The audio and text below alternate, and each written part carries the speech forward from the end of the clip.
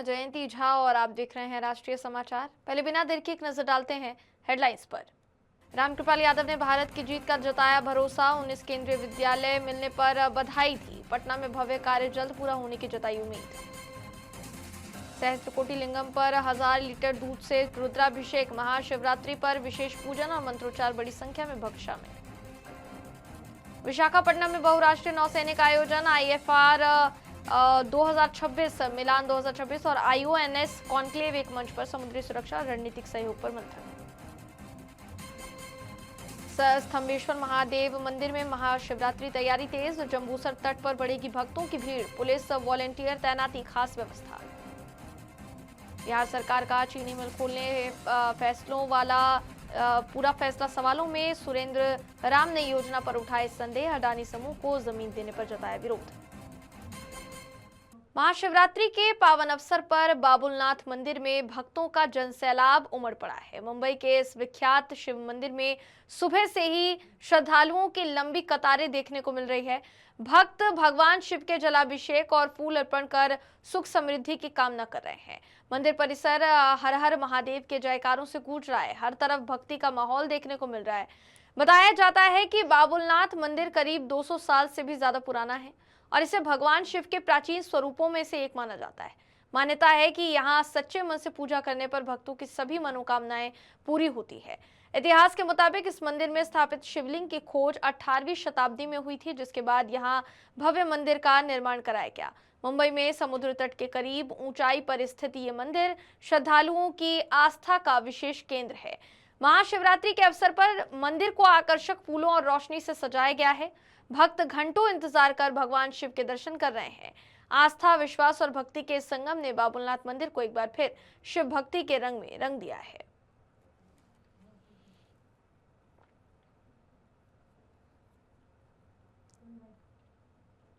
महाशिवरात्रि के पावन अवसर पर देश भर के भक्तों ने भगवान शिव की उपासना में अपार श्रद्धा दिखाई। इस मौके पर विशेष आयोजन के तहत सहस्त्रकोटि लिंगम पर 1000 लीटर दूध से भव्य रुद्राभिषेक किया गया। भक्तों ने बेलपत्र, पंचामृत, शहद, गंगाजल, घी और दूध से शिवलिंग का पूजन करते हुए आस्था और भक्ति का अनोखा नजारा पेश किया। मंदिर परिसर मंत्रोच्चार और जयकारों से गूंज उठा और भक्त अपने जीवन के समस्त परेशानियों, वासनाओं का समाधान पाना चाहते हुए रुद्राभिषेक में शामिल हुए।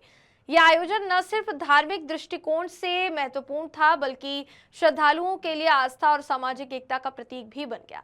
लाखों श्रद्धालुओं ने सुबह से ही मंदिर परिसर में पहुंचकर पूजा अर्चना में भाग लिया और शिवलिंग पर जलाभिषेक करते हुए अपनी मनोकामनाओं की पूर्णता की कामना की। इस भव्य आयोजन ने महाशिवरात्रि के उत्सव को और भी ऐतिहासिक और यादगार बना दिया। जंबूसर के समुद्र तट पर स्थित कवि कंबोई स्तंभेश्वर महादेव मंदिर में महाशिवरात्रि की तैयारियां जोरों शोरों से चल रही हैं। गुप्त मंदिर के नाम से प्रसिद्ध इस पवित्र स्थल पर इस साल रिकॉर्ड तोड़ भक्तों के आने की संभावना जताई जा रही थी और यह अब होता हुआ नजर आ रहा है। मंदिर ट्रस्ट और स्थानीय प्रशासन ने पार्किंग, पीने के पानी और दर्शन के लिए लाइन मैनेजमेंट का मजबूत प्लान तैयार किया है। महाशिवरात्रि के दिन मंदिर को भव्य रूप से सजाया जाएगा और भक्तों को भगवान स्तंभेश्वर के विशेष अभिषेक और पूजा में भाग लेने का अवसर मिलेगा। मंदिर के अद्भुत दृश्य के रूप में शिवलिंग दिन में 2 बार समुद्र में गायब हो जाता है, जिसे देखने के लिए दूर दूर से श्रद्धालु आएंगे। भीड़ को नियंत्रित करने के लिए पुलिस और वॉलंटियर्स की तैनाती की जाएगी ताकि सभी भक्त सुरक्षित और सहज रूप से पूजा अर्चना कर पाएं। इस बार श्रद्धालुओं की संख्या पिछले साल के रिकॉर्ड तोड़ चुकी है और इसीलिए आयोजनकर्ता हर सुविधा पर विशेष ध्यान दे रहे हैं, क्योंकि उन्हें उम्मीद है कि इस साल ये रिकॉर्ड न सिर्फ टूटेगा बल्कि भारी संख्या में श्रद्धालु यहां दर्शन करने के लिए पहुंच सकते हैं। भारत और पाकिस्तान के बीच मैच को लेकर आज बिहार सरकार के मंत्री रामकृपाल यादव ने कहा कि भारत की जीत होगी और लोग पूरे दिन टीवी पर नजर बनाए रखेंगे। इसके अलावा उन्होंने बिहार को 19 केंद्रीय विद्यालय मिलने की खुशी भी जताई और खुशी जताते हुए केंद्रीय नेतृत्व और शिक्षा विभाग को उन्होंने बधाई दी। रामकृपाल यादव ने बताया कि पटना में केंद्रीय विद्यालय भवन बनाने का काम पहले कुछ कारणों से पूरा नहीं हो पाया था, मगर अब केंद्र सरकार के फैसले के बाद उम्मीद है कि सभी कार्य सही तरीके से संपन्न होंगे। पूर्ण तो होता ही है, रोमांचक भी होता है। आज पूरा दिन भर जब तक मैच चलेगा लोग आज टीवी पर ही लगे रहेंगे। और मुझे पूरा भरोसा है रिजल्ट यही होना है कि पाकिस्तान बुरी तरह से पिटेगा और भारत पीटेगा। बिहार को 19 केंद्रीय विद्यालय मिला है। मैं धन्यवाद देना चाहता हूं माननीय प्रधानमंत्री जी को और शिक्षा मंत्री को, जो उन्हें आवश्यकता अनुसार 19 केंद्रीय विद्यालय एक साथ मिलना तो बहुत पहले चाहिए था, क्योंकि आबादी के हिसाब से वो तय होता है, मानक जो उसका है। तो केंद्रीय विद्यालय हुआ है। हम समझते हैं कि सरकार उपयुक्त जमीन दे करके यथाशीघ्र केंद्रीय विद्यालय की स्थापना हो, भवन बनेगा तभी होगा। उसका मानक मैं जानता हूँ, क्योंकि केंद्रीय विद्यालय मैं लाया हूँ यहाँ पर। मगर दुर्भाग्यपूर्ण स्थिति है कि संपत चक, चूँकि पूरा पटना को मैं रिप्रेजेंट कर रहा था, तो संपत चक में एक लाया था और वहाँ जो है संपत चक में टेम्प्रोरी बिल्डिंग तो दे दिया था हमने, जो मेरे द्वारा बनाया गया था, और बाद के दिनों में जो जमीन होना चाहिए था वो नहीं मिला, तो केंद्रीय विद्यालय फिर नहीं हो पाया जो सैंक्शन हुआ था। और बाद के जो लाया था उसमें भी 3-4 खुला, बाकी का वापस हो गया। मुझे पूरा भरोसा है इस बार की सरकार निश्चित तौर पर जमीन सबको उपलब्ध कराएगी और केंद्रीय विद्यालय का निर्माण होगा और हमारे बिहार के बच्चों का भविष्य उज्जवल होगा। केंद्रीय मंत्री जीतन राम मांझी ने कांग्रेस नेता राहुल गांधी के बयान पर तीखी प्रतिक्रिया दी है। केंद्रीय मंत्री जीतन राम मांझी ने कहा कि राहुल गांधी जिस बिल को किसानों के लिए हानिकारक बता रहे हैं वो पूरी तरह गलत है। उन्होंने कहा, कल हम लोग ये सब सुन रहे थे और उसी रात इस पर चर्चा भी कर रहे थे। राहुल गांधी की खोपड़ी उल्टी है, ये कहते हुए नजर आए जीतन राम मांझी। उन्होंने ये भी कहा कि उन्हें समझ ही नहीं है कि असलियत क्या है। खोपड़ी उल्टी है। रात ही हम लोग इस पर बात कर रहे थे, सुन रहे थे। कुछ भी उस डील में घाटा नहीं है, हम लोग सब फायदा में है।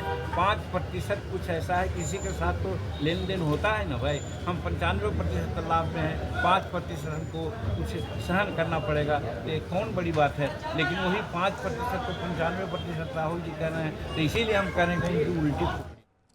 आंध्र प्रदेश के विशाखापट्टनम में 15 से 25 फरवरी 2026 तक आयोजित होने जा रहे महत्वपूर्ण सामरिक कार्यक्रम मैरीटाइम कन्वर्जेंस 2026 की मेजबानी अब विशाखापट्टनम करेगा। इस आयोजन में इंटरनेशनल फ्लीट रिव्यू 2026, अभ्यास मिलान 2026 और हिंद महासागर नौसेना संगोष्ठी कॉन्क्लेव एक साथ आयोजित किए जाएंगे। ये कार्यक्रम भारत और क्षेत्रीय समुद्री सहयोग को मजबूती देने के साथ साथ नौसैनिक सामरिक सामंजस्य और साझा रणनीति को बढ़ावा देने का महत्वपूर्ण मंच साबित होगा। दुनिया भर की नौसेनाओं के प्रतिनिधि और विशेषज्ञ इस आयोजन में भाग लेकर समुद्री सुरक्षा, प्रशिक्षण और रणनीतिक सहयोग के नए आयामों पर चर्चा करेंगे। बिहार सरकार ने फैसला लिया है कि चरणबद्ध तरीके से राज्य में बंद पड़े चीनी मिलों को फिर से चालू किया जाएगा। इस पर प्रतिक्रिया देते हुए पूर्व मंत्री और राष्ट्रीय जनता दल के विधायक सुरेंद्र राम ने कहा कि सरकार की अब नींद खुली है और ये फैसला पहले ही लिया जाना चाहिए था। उन्होंने ये भी कहा कि इस ऐलान की वास्तविकता पर सवाल उठाते हुए वो नजर आए और ये कहते हुए दिखाई दिए कि ये योजना सच में लागू होगी या केवल कागजों में ही रह जाएगी। नीतीश कुमार इन दिनों समृद्धि यात्रा पर निकले हुए थे। समृद्धि यात्रा का 2 चरण जो है पूरे हो गए और ऐसे में उन्होंने कल एक बैठक की और उसके बाद निर्णय लिया कि बिहार में जो तमाम जो चीनी मिल है वो बंद पड़े हुए उसको खोला जाएगा। ऐसे में मेरे साथ बातचीत करने के लिए बिहार सरकार के पूर्व मंत्री, श्रम संसाधन मंत्री विभाग के मंत्री थे और अभी राष्ट्रीय जनता दल के विधायक हैं सुरेंद्र राम जी, उनसे बात करेंगे। सरकार जो है निर्णय ली है कि जो जितने भी बंद पड़ी हुई चीनी मिल उसको खोला जाएगा। ये तो बहुत पहले ही खोल देना चाहिए सरकार को, लेकिन अब ये सरकार जब हमारे आदरणीय नेता तेजस्वी जी और सब लोग हमारे आदरणीय लालू जी सब लोग ये बोल रहे हैं कि 21 सालों की ये सरकार हो गई, 21 सालों में क्या विकास का कार्य किए, तब जाकर के अब बोल रहे हैं कि चीनी मिल को, जो बंद पड़े हुए चीनी मिल को हम खोलेंगे। लेकिन सिर्फ बंद पड़े हुए चीनी मिल को खोलने से बिहार का पूर्ण विकास नहीं होगा। बिहार को पूर्ण विकास करने के लिए सभी जिलों में ये आपका फैक्ट्री का हब होना चाहिए। जो जिस तरह से बिहार से लोग पलायन कर रहे हैं और पलायन लगातार जो है 2005 के बाद बढ़ा है। 2005 के बाद जब नीतीश कुमार की सरकार बनी तो लगातार बिहार से पलायन बढ़े हैं। लेकिन ये जो एनडीए की जो सरकार है, ये बिहार से पलायन रोकने में नाकाम रही है। बिहार में उद्योग धंधा लगाने में नाकाम रही है, जिसके वजह से बिहार की जनता, बिहार के नौजवान में इस सरकार से निराशा ही अभी तक हासिल हुई है।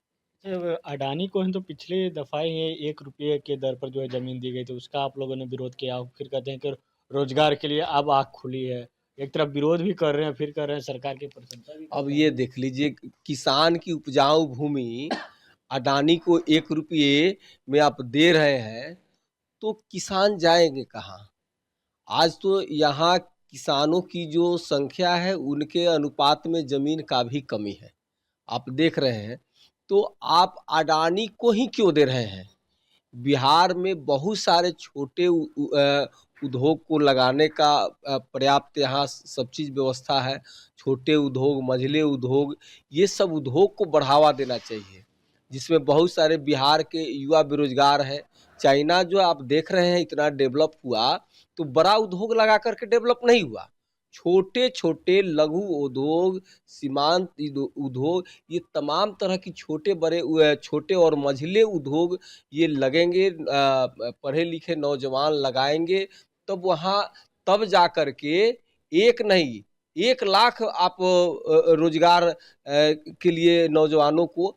तो हम ये कह रहे हैं सरकार से कि छोटे छोटे उद्योग को बढ़ावा देने के लिए सरकार को पॉलिसी बनाना चाहिए, उसको कच्चा माल उपलब्ध कराना चाहिए, उसको बाजार उपलब्ध कराना चाहिए, तभी जा कर के बिहार विकसित राज्य बन सकता है। नहीं तो ये 1 रुपया में अडानी को 1 रुपया में 1 कट्ठा 1 बीघा दिया, तो ये उपजाऊ भूमि जो आप देख रहे हैं, तो ये उपजाऊ भूमि देख करके किसानों को ये सरकार खुद बेरोजगार कर रही है।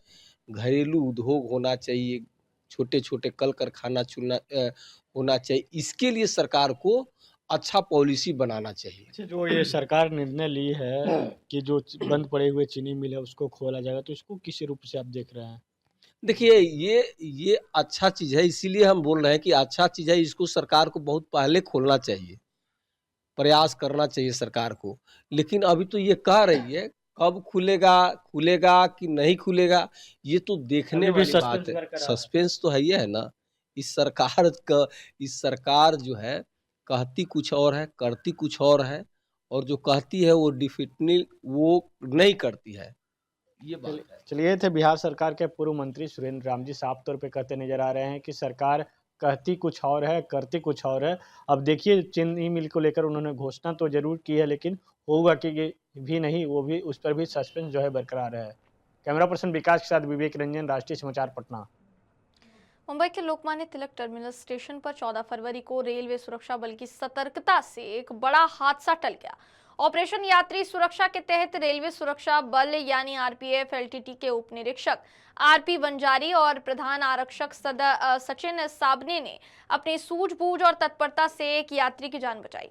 जानकारी की माने तो 14 फरवरी को दोपहर करीब 15:38 पर ट्रेन संख्या 1200-546 रक्सौल एक्सप्रेस प्लेटफॉर्म नंबर 1 पर आ रही थी। इसी दौरान 22 वर्षीय यात्री कुंदन कुमार, जो बिहार के मधुबनी जिले का निवासी है, चलती ट्रेन में चढ़ने की कोशिश करता हुआ दिखाई दे रहा था।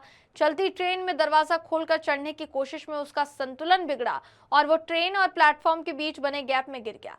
मौके पर मौजूद आरपीएफ जवानों ने तुरंत कार्यवाही करते हुए यात्री को सुरक्षित बाहर निकाल लिया, जिससे एक बड़ी दुर्घटना टल गई। इसके बाद यात्री से पूछताछ की गई और एहतियातन उसे आरपीएफ थाने ले जाकर प्राथमिक उपचार दिया गया। यात्री ने बताया कि उसे कोई गंभीर चोट नहीं लगी है और जरूरी काम से वो अपने घर जा रहा है। उसने आरपीएफ जवानों का आभार जताया।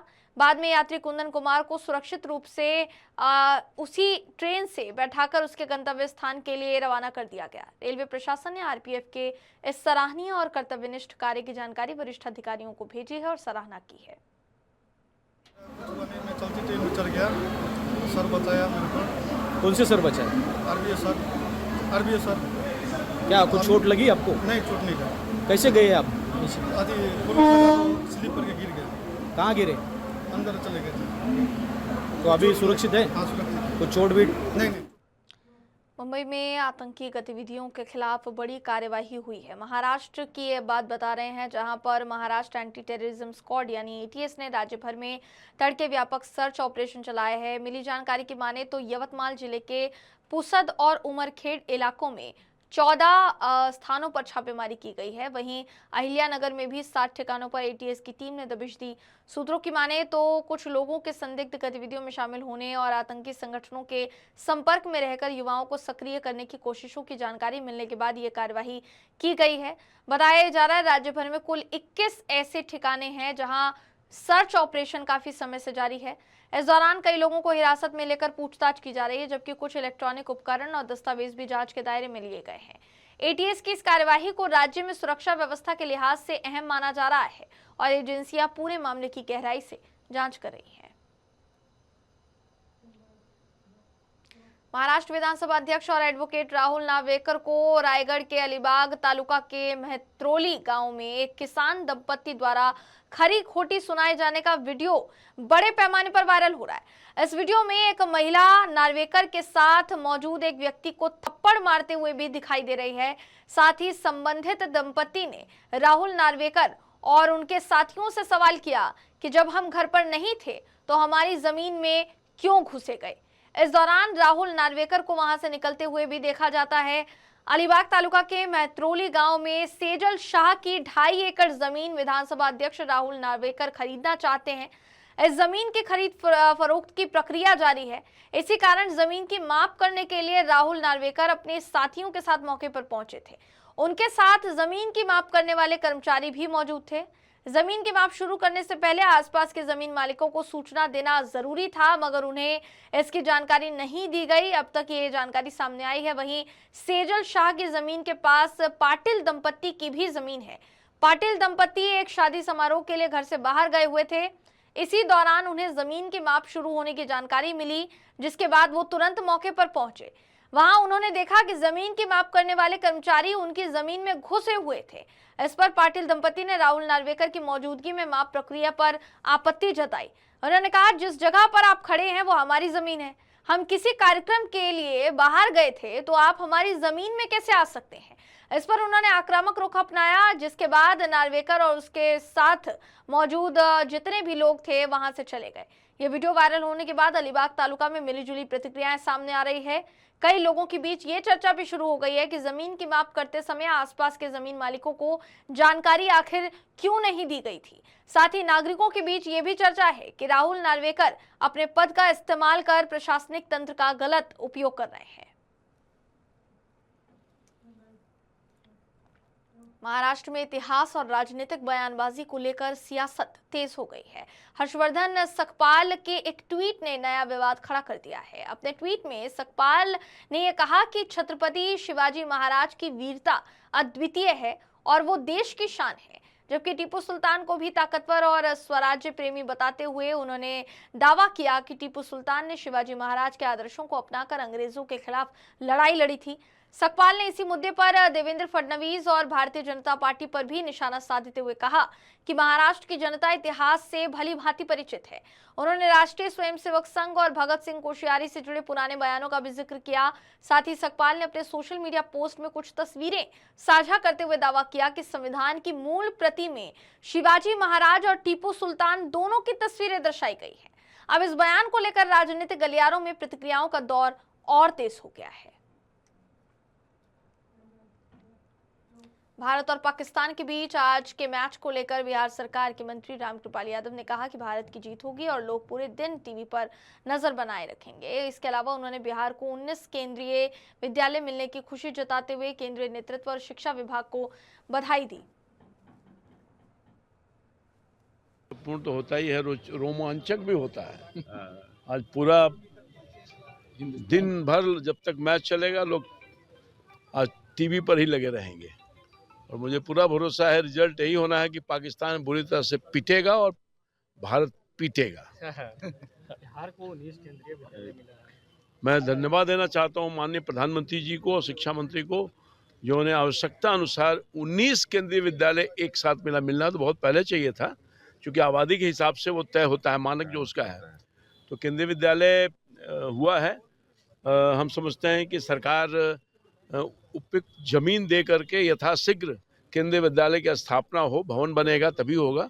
उसका मानक मैं जानता हूँ, चूँकि केंद्रीय विद्यालय मैं लाया हूँ यहाँ पर, मगर दुर्भाग्यपूर्ण स्थिति है कि संपतचक, चूँकि पूरा पटना को मैं रिप्रेजेंट कर रहा था, तो संपतचक में एक लाया था और वहाँ जो है संपतचक में टेम्प्रोरी बिल्डिंग तो दे दिया था हमने, जो मेरे द्वारा बनाया गया था, और बाद के दिनों में जो जमीन होना चाहिए था वो नहीं मिला, तो केंद्रीय विद्यालय फिर नहीं हो पाया जो सैंक्शन हुआ था। और बाद के जो लाया था उसमें भी 3-4 खुला, बाकी का वापस हो गया। मुझे पूरा भरोसा है इस बार की सरकार निश्चित तौर पर जमीन सबको उपलब्ध कराएगी और केंद्रीय विद्यालय का निर्माण होगा और हमारे बिहार के बच्चों का भविष्य उज्जवल होगा। दिल्ली पुलिस ने बवाना मुल्क नहर के पास हुई मुठभेड़ में कुख्यात लॉरेंस बिश्नोई गैंग के 3 शूटर्स को गिरफ्तार किया है। मुठभेड़ के दौरान एक बदमाश के पैर में गोली लगी और दोनों तरफ से 4 राउंड गोलियां चलाई गई। ये शूटर 3 दिन पहले बवाना इलाके में एक कारोबारी की गोली मारकर हत्या करने की घटना में शामिल थे, जिसकी जिम्मेदारी गैंग के रणदीप मलिक और अनिल पंडित ने सोशल मीडिया पर ली थी। गिरफ्तार आरोपियों से पूछताछ जारी है, जिसमें ये पता लगाया जा रहा है कि हत्या किसने और क्यों करवाई। दिल्ली एनसीआर में गैंग के अन्य सदस्य कौन हैं और किन टारगेट्स पर हमला करने के आदेश थे। इससे पहले पिछले महीने उत्तरी दिल्ली के बुराड़ी इलाके में गैंग के 2 शार्प शूटर्स गिरफ्तार किए गए थे, जिनसे स्वचालित पिस्तौल, जिंदा कारतूस, चोरी की स्कूटी, मोबाइल फोन, तमाम चीजें बरामद की गई थी। आरोपियों ने पूछताछ में विदेशी गुटों से संबंध और रंगदारी, साथ ही फायरिंग जैसी घटनाओं में अपनी संलिप्तता स्वीकार की है। बिहार सरकार ने राज्य में बंद पड़े चीनी मिलों को चरणबद्ध तरीके से खोलने का निर्णय लिया है। पूर्व मंत्री और विधान परिषद सदस्य जनक राम ने कहा कि सरकार उद्योग के प्रति जागरूक है और पुराने कारखाने खुलेंगे, साथ ही साथ नए कारखाने लगाए जाएंगे। उन्होंने बिहार को 19 केंद्रीय विद्यालय मिलने की खुशी जताते हुए प्रधानमंत्री नरेंद्र मोदी को बधाई दी, साथ ही साधुवाद दिया।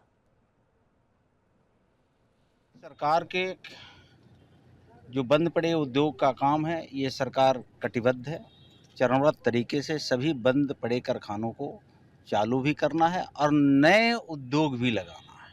बिहार के समस्त जनमानस की तरफ से देश के यशस्वी प्रधानमंत्री नरेंद्र मोदी जी को, एनडीए सरकार को कोटि कोटि बधाई, अभिनंदन। पूरी दुनिया की नज़र भारत के ऊपर टिका हुआ है और भारत के जिस तरह से क्रिकेट खिलाड़ी आन बान शान, और खास करके जब नेता नरेंद्र मोदी जी के नेतृत्व में ताकत, शक्ति, ऊर्जा, साहस से भरा भारत के खिलाड़ी है। मुंबई के मुलुंड इलाके में मेट्रो लाइन 4 यानी वडाला से कासर वडावली कॉरिडोर पर हुए हादसे के बाद प्रशासन ने सख्त कार्यवाही की है। महाराष्ट्र के deputy chief minister Eknath Shinde ने मामले को गंभीरता से लेते हुए एग्जीक्यूटिव इंजीनियर सत्यजीत साल्वे को तत्काल प्रभाव से सस्पेंड करने के निर्देश दिए हैं। डिप्टी सीएम शिंदे ने इस हादसे में जान गंवाने वाले लोगों के परिवारों के प्रति गहरी संवेदना व्यक्त की है। साथ ही उन्होंने कहा कि घायलों के इलाज का पूरा खर्च Mumbai metropolitan region development authority यानी एमएमआरडीए प्रशासन द्वारा उठाया जाएगा। एमएमआरडीए अधिकारियों से हादसे की विस्तृत जानकारी लेने के बाद डिप्टी सीएम ने साफ चेतावनी दी है कि सार्वजनिक सुरक्षा से किसी भी तरह का समझौता बर्दाश्त नहीं किया जाएगा। सरकार ने पूरे मामले की जांच के निर्देश दिए हैं और जिम्मेदार अधिकारियों के खिलाफ सख्त से सख्त कार्यवाही का भरोसा भी जताया है।